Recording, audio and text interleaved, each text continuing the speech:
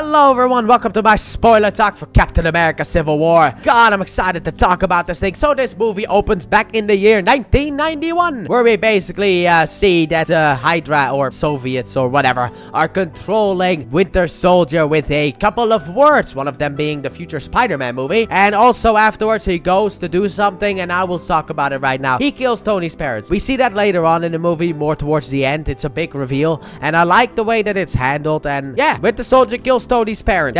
That's basically just it. So then during present day, we have Captain America and his team of Avengers, including Falcon and Wanda and also Black Widow. And they are on the hunt for someone that we later learn is Crossbones through newspaper articles. And Crossbones apparently was not very happy with the whole makeover that Captain America gave him back in Captain America Winter Soldier, and is ready to blow himself up after he gets caught by Captain America, and he wants to obviously take Cap with him. And then Wanda just grabs him, and I like the way that Wanda uses her powers. You really get to see that she's evolved with her powers, because like during the scene in the building with the gas, I didn't notice this on my first watch. I actually noticed this recently. While she is like getting the smoke out, like the gas out of the building, she also has like a shield behind her in order to block the bullets. So she really has come into her powers, which I'm a big fan of, because before it was only like shooting a couple of blasts here and there. She basically just did a couple of Dragon Ball key blasts, but now it's like she has a shield behind her while getting rid of smoke. But anyway, she picks up Crossbones, throws him up, and he explodes, and he takes part of the building with him. So everyone is angry about that, especially because of the fact that in that building were apparently a couple of Wakandans. So that's gonna have some problems. Meanwhile, Tony has a therapy session with Barf. Yep, we really couldn't rethink that name, Tony, couldn't we? But anyway, apparently also him and Pepper have gone through a break, which that's a bit sad to hear, but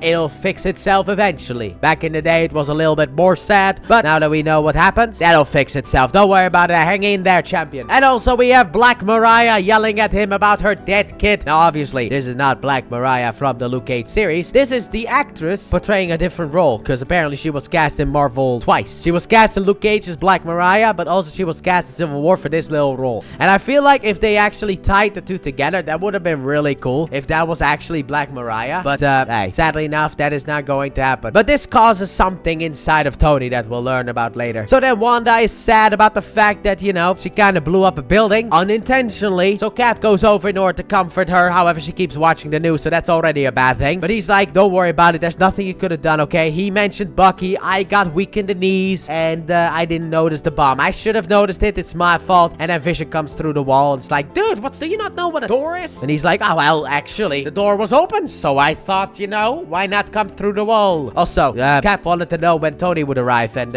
he's here. And apparently he's brought a guest, and that guest is General Thaddeus Ross. Everyone will never know him as the Red Hulk, but he will be the Red Hulk eventually. So Ross is basically like, okay, you guys are absolutely amazing. I love you guys. We have an unpayable debt to you guys for all the stuff that you've done. And the moment that he was talking them up, because I watched The Incredible Hulk, I was like, what do you want? Because there's no way that you are talking anyone up, okay? You want something. This sounds like someone who wants something. He's like, however, you need to be under our control. And then when Cap tries to fight it, Ross is like, do you know where Banner and Thor are? Because if I misplaced a couple of nukes, that would be a big problem. So, yeah. So he dumps the Accords on them, also shows them footage, which in the trailer were very misleading, by the way. This scene in the trailer was basically, you know, in the trailer, it showed Sokovia, and then Wanda looked away, and it's like, oh, she misses Pietro. No, because when she actually looks away, is when it shows, I forgot the place, but where she blew up Crossbones. Also, I like that during this whole video thing, Cap is watching Wanda and her reaction, and the moment that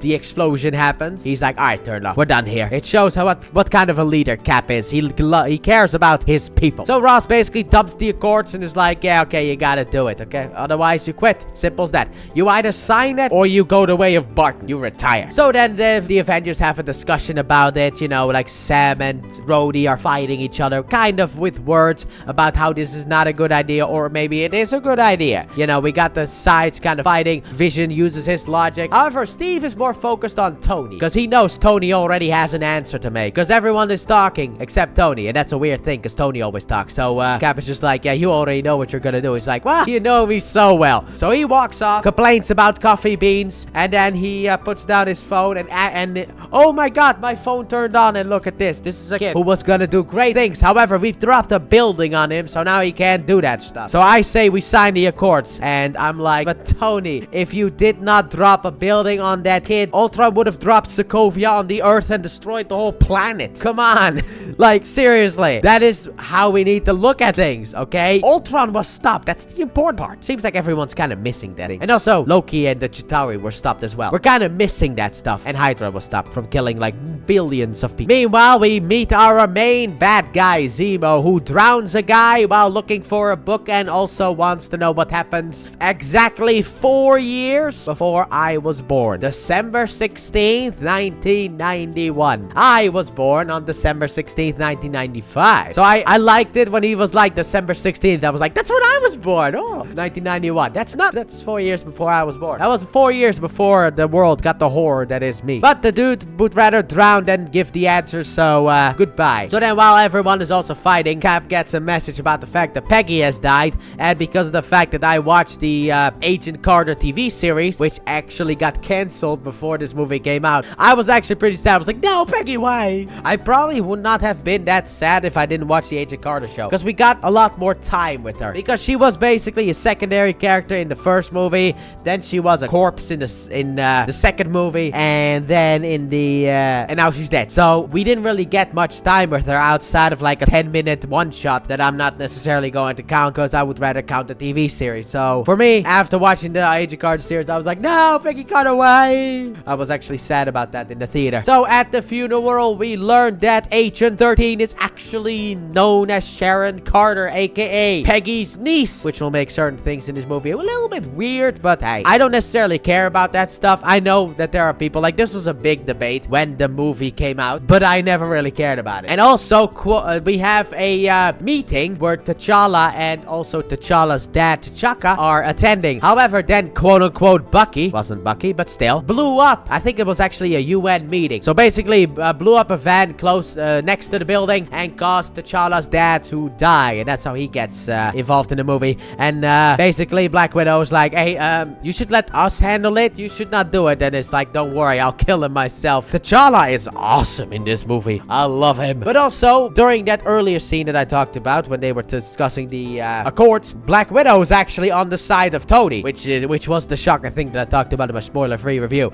I did not necessarily expect her to really say that stuff that she said. But anyway, she calls up Cap and is like, hey, don't do that. Don't go after him. And Cap is like, I'm going after him, okay? There's nothing you can do to stop me. So now that Cap and Black Panther have both decided to go after Bucky, while also the military, I guess, or soldiers anyway, high soldiers, will go after Bucky. We cut to Bucky, and it turns out that Bucky is just biting some fruit, or are those vegetables? I don't actually really know what those are. I think they're fruit. Anyway, he's buying that, but then he sees a newspaper guy across the street that and it runs away. So Bucky reads the newspaper, is like, oh, but that wasn't even me. So he goes home ready to leave, but Cap is there, and Cap is like, hey, do you remember me? And the Bucky kind of lies, and Cap is like, no, you're lying. You do know me. All right, good. You got your memory back. Anyway, they're coming for you. You gotta turn yourself in, dude. You can't kill anyone, okay? This cannot turn into a bloodbath. And then Bucky is like, it won't. So wait, I'm not gonna kill anyone. So Bucky is ready to go, but then the soldiers arrive, break down the door. Well, kind of break down the door. It's a little bit more difficult when it gets, jammed up a little bit. But they eventually get through, but also they go through the windows. There's a big fight.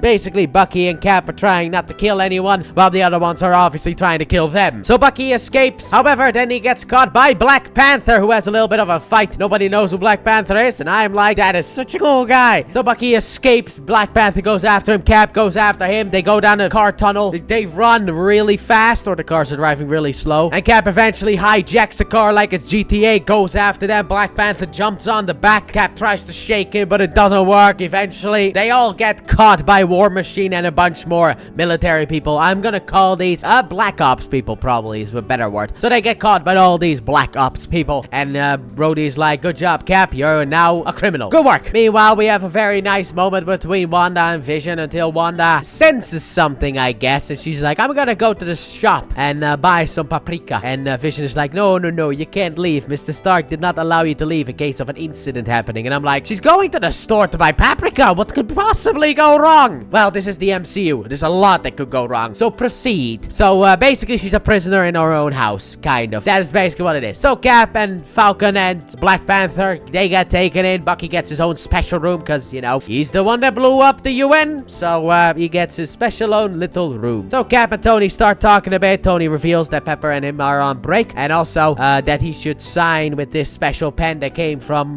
way back in the day. And right as Cap is about to sign, they mention Wanda, and Cap instantly is like, no, because it's like, dude, you are making her a prisoner. It's like, yeah, but she's not even legal in this thing, which I know if that came out today would have caused a big debate. But still, continuing on, it's like, dude, it's Wanda, okay? Come on, we've been with her for about a year, and you want to call her a criminal? What? You're holding her hostage? What's wrong with you? So that is why he can't sign. So he doesn't sign. Simple as that. Also, Zemo has apparently killed the doctor that is supposed to be, or the psychiatrist who's supposed to be talking to Bucky, and has infiltrated this high secure place. And I'm like, how did he, like, did nobody know the psychiatrist that was gonna interview Bucky? Or like, how? Look, I know the suspension of disbelief, and to me, this is the only real scene where the suspension of disbelief, or like where Zemo's plan is so stupid, because it's all based on luck. Like, I'll use the suspension of disbelief, but if we talk about this really, how did he get in? Like, does nobody know? Like, later on, they have images of the actual doctor. How did he get in? He doesn't even wear like a mustache or anything like that, or glasses. He just walks in like Zemo himself. Nobody knows who he is. But anyway, he has another guy cutting the power, and as the power goes down, he's like, all right, now it's my turn. I'm gonna recite the words that I've been practicing. And he takes control of the Winter Soldier, who attacks a bunch of soldiers. And afterwards, Cap and Falcon arrive, and obviously Cap figures out like, hey, you're the bad guy. He already figured it out earlier when they were talking, because he's like, okay, so why would they release this image? Because of the fact that, well, they need to kind of get Bucky and bring him here. So that psychiatrist is not a good guy. He's not the real guy, but he doesn't alert anyone. I feel like he could have just yelled, being like, that guy is a bad guy, or whatever. They still wouldn't have believed him. So then Bucky attacks both of them, and Cap goes after Bucky after he gets thrown down an elevator shaft. And unlike Owlsley, he's perfectly fine because he's got the super soldier serum, something that Owlsley could have used. So Cap goes after him, and Falcon goes after Zemo, which ends tragically as Zemo escapes. And I'm like, how did you let this happen, you useless idiot? Doesn't matter. So Cap goes after him. Bucky's in a helicopter trying to get away. Cap grabs that helicopter and is like, Jesus, those arms, my goodness. And by the way, that was real, kind of real. If you look at the behind the scenes, he was actually holding a helicopter in a way, because he actually, I think he sprained his like shoulder or his arm doing that stuff, because they wanted it to look as real as possible by having his muscles just be in full view. But then Bucky is like, if I can get away, then I'm gonna kill us both. So he just drops the helicopter on Cap. However, they eventually fall into the ocean, and Cap has now Bucky and escapes with him. And apparently he told Sam where to go, because Sam is there as well. So Bucky wakes up. He's like, oh, what happened? And obviously Cap is like, am I talking to the real Bucky? And then Bucky's like, look, you used to put newspapers in your shoes and all that crap. And it's like, okay, that's my boy Bucky. All right, who was that guy? Bucky's like, I don't know. It's like, you gotta do better than I don't know, okay? I need something. It's like, he wanted to know about Siberia and the other Winter Soldiers that are there, which are far more dangerous than I am, because of the fact that those are actual killers and I'm not. So there you go. We got the main plot revealed that was kind of hidden in that sense, because the main thing about this movie is Cap versus Iron Man, but the real plot is the fact that we gotta stop Zemo from activating the Winter Soldier. So now that we've pieced that together, we have a little bit of an issue, because there's no way Tony's gonna listen to us, especially after the Accords, and especially after what just happened. We don't really got backup. We need some people. And then Falcon is like, I know a guy. And this was the post-credit scene for Ant-Man, which, yes, it is indeed Ant-Man. Meanwhile, Iron Man also needs a bit of a team in order to stop after, you know, like, initially Ross is like, I'm not helping you. And then later on, he's like, you got 36 hours to bring him in. So Iron Man's like, we need a team as well. So Widow is like, oh, I have an idea. And Tony's like, I also have an idea. And then Widow is like, mine's downstairs. What is your idea? And then we got the Queens, baby. Here we go. Spider-Man. Yes. We see him walking into his own unannounced. Hey, Aunt May. Drops his stuff, sees Stark sitting there, is in awe, because obviously he is in awe. Have you not read the comic books? A smart guy would obviously be in awe of the smart guy. So then Tony makes a joke about how Aunt May is young, and it's like, yep, they keep making her younger, but still old, kind of. Because that woman, I think, when they were filming this, was actually in her 50s, and I think still is, maybe. Maybe she's 60 now, but still. Anyway, I never really understood how, like, Peter Parker's aunt could be, like, 80 years old. Because, like, the math doesn't really work. So we have a 16-year-old Peter, an 80-year-old, like, Aunt May. How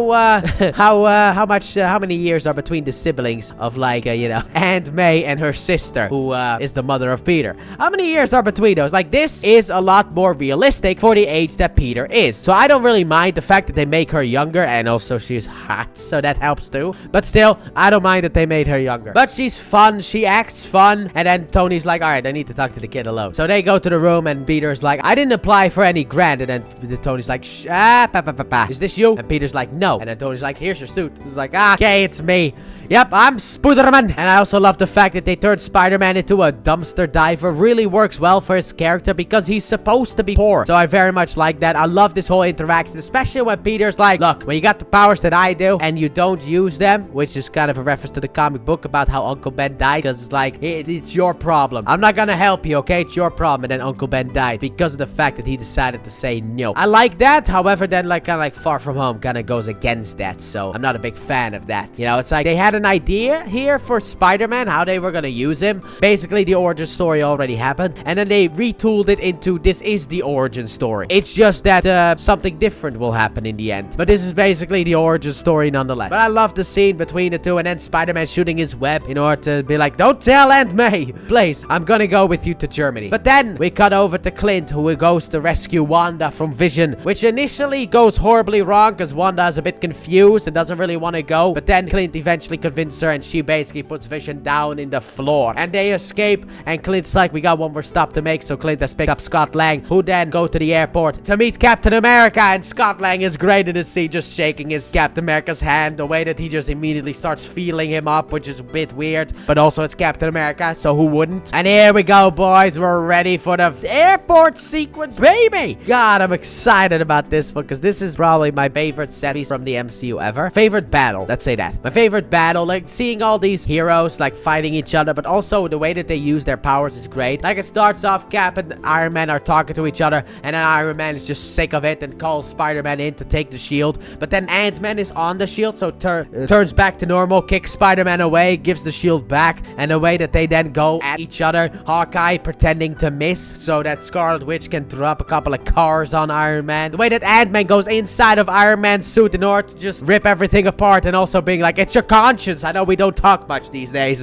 which I thought was a hilarious line. Or the fact that he hands Captain America a truck and is like, throw it at this, and he throws it and it explodes. Like, oh god, I thought it was a water truck. Absolutely brilliant. And also the way that Spider-Man is used. I love the interaction between Spider-Man and Bucky. First of all, you got a metal arm, that's so cool. And also with Falcon, but mainly Captain America, where it's like, Stark told me to go for your legs and this and that, and then, you know, Cap eventually beats him because, come on, dude, you've been on the job for 6 months. Maybe if you were like an experienced fighter for a couple of years, you could have taken Cap, but you cannot take Cap with 6 months of training. Come on, dude. So then he drops something on him, which I don't know what you call that, terminal or something like that, I think. Anyway, he drops that on Peter, and it's like, hey, where are you from? Peter's just like, Queens.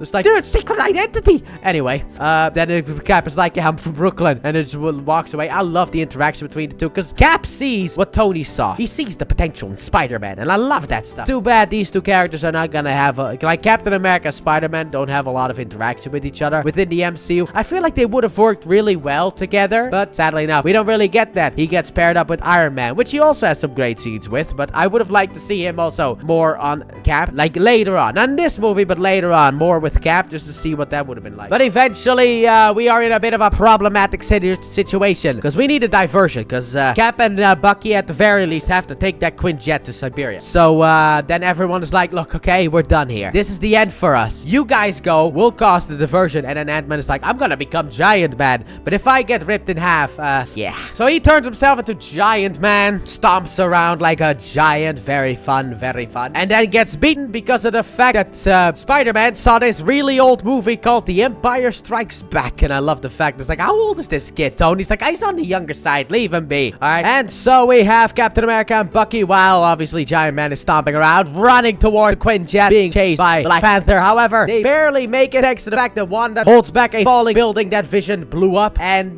they make it through. However, Black Widow is there. So there's a little bit of an issue, but Black Widow then switches sides, stops Black Panther, and is a bit stuck about it, being like, I told you I was gonna help you find them. I never told you I was gonna help you get them, okay? Technically, this is not necessarily a betrayal. I fulfilled my promise. So they get into the Quinjet and fly off. Black Panther isn't able to stop them. So Tony and Rhodey fly after them, and then Falcon follows, and Rhodey's like, hey, Vision, can you shoot down that idiot? Just hit his jetpack, okay? There's nothing really bad that's gonna happen. I'm like, if you hit his jetpack, he's gonna fall and potentially die. So, something is going to happen. Anyway, Vision is also upset because Wanda is a little bit hurt, so he's a bit distracted. Obviously, Wanda is absolutely extremely hot, so he shoots. However, Falcon dodges, and Rhodey gets shot in the chest, falls down, and I will say this, I kinda wish that they killed off Rhodey. It would have added stakes to the movie, and it also would have made sense. It was a perfect scene to kill off Rhodey, and to be honest with what happened after this, mainly a Secret Invasion, I really wish they killed him off, because it would have been for the better. Okay, Rhodey, it would have been for the better if they just killed you in this movie, okay? You would not have to have a period that jarba. And then we get,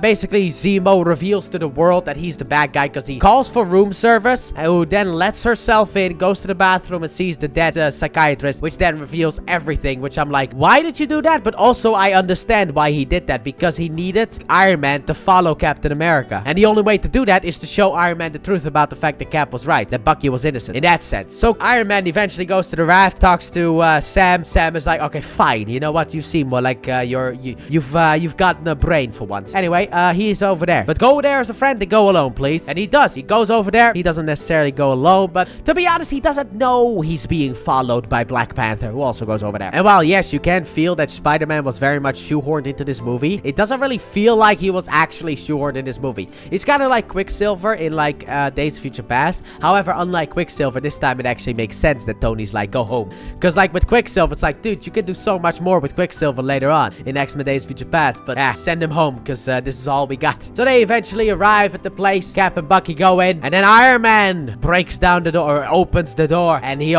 like, I'm on your side now, okay? Look, I understand the problematic ways that I've done. So now they're a team once again, and Black Panther is basically, apparently he has joined the Assassin's Creed, and he's now following them full on stealth mode. Sadly enough, in this place there's no crowd blending though, but let's be honest here, modern Assassin's Creed there also isn't, so who cares? So they eventually get to the main room, and they see that all the Winter Soldiers are dead, and it turns out that Zemo just wanted to destroy the Avengers. Simple as that. And then he shows Tony the video of his parents' death. And even though Tony knows that Bucky was mind controlled, I don't care. He killed my mom. He killed me mommy. So Iron Man fights Captain America and Bucky, and yeah, even though the two of them should be able to beat him, he's the one who's actually pretty much standing toe to toe with them until they get eventually to their main spot from like the trailer with the comic book panel shot and stuff like that. But they are doing pretty much a good job at fighting. However, obviously Cap and Bucky don't want to kill Iron Man, even though Iron Man very much wants to kill Bucky. So that's why Iron Man kind of has an advantage over the two. But Bucky tries to